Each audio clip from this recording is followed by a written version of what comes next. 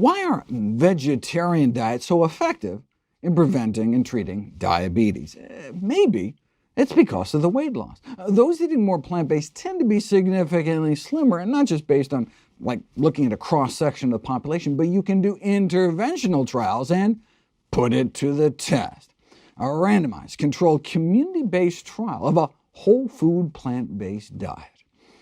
The key difference between plant-based nutrition and other approaches to weight loss is that participants were formed to eat the whole food plant-based diet ad libitum, meaning eat as much as you want. No calorie counting, no portion control, just eat.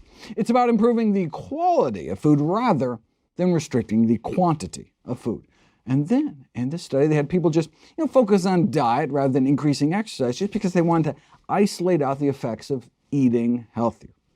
So, what happened? No restrictions on portions. Eat all the healthy foods you want. Here's where they started out. On average, obese at nearly 210 pounds. The average height was about 5'5". 3 months in, they were down about 18 pounds. 6 months in, more like 26 pounds down. But you know how these weight loss trials go. I mean, this wasn't an institutional study where they locked people up and fed them. No meals were provided. They just informed people about the benefits of plant-based eating and encouraged them to do it in their own lives, their own families, in their own homes and communities. And so, typically what you see in these so-called free living studies is that, weight loss at 6 months, but then by a year the weight creeps back, or even worse. But in this study, they're able to maintain that weight loss all year. And of course, their cholesterol got better too, but their claim to fame is that they achieved greater weight loss at 6 and 12 months than any other trial that does not limit calorie intake or mandate regular exercise. That's worth repeating. A whole food plant-based diet achieved the greatest weight loss ever recorded at 6 and 12 months compared to any other such intervention published in the medical literature. Now, obviously, with very low-calorie starvation diets, you can drop people down to any weight.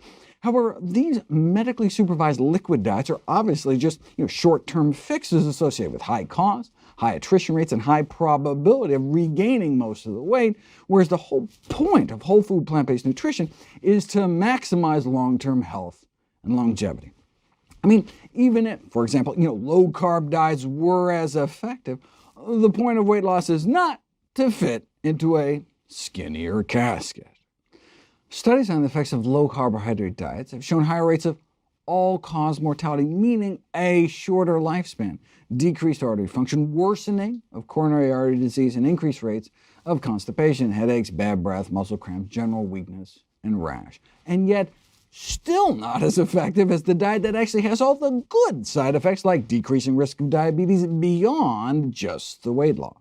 Yes, the lower risk of type 2 diabetes among vegetarians may be explained in part by improved weight status. However, the lower risk also may be explained by higher amounts of ingested dietary fiber and plant protein, the absence of meat and egg-derived protein and heme iron, and a lower intake of saturated fat. Most studies report the lowest risk of type 2 diabetes among those who adhere to strictly plant-based diets. This may be explained by the fact that vegans, in contrast to vegetarians, do not eat eggs, which appear to be linked to higher diabetes risk.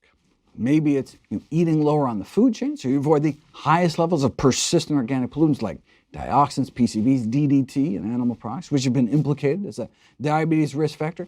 Maybe it has to do with the gut microbiome. With all that fiber, no surprise that there'd be less disease-causing bugs and more protective gut flora, which can lead to less inflammation throughout the body. That may be the key feature linking the healthier gut with beneficial health effects, including the metabolic dysfunction you can see in type 2 diabetes.